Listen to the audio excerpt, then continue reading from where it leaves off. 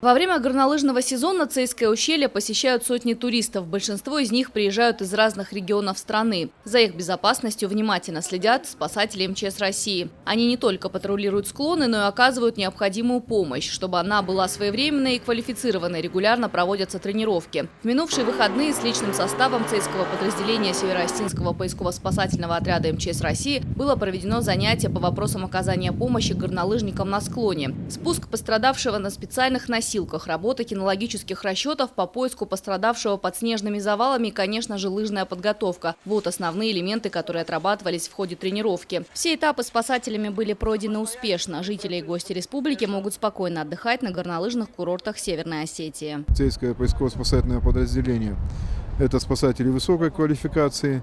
Они имеют на своем вооружении и снегоходы, и непосредственно лавинные датчики.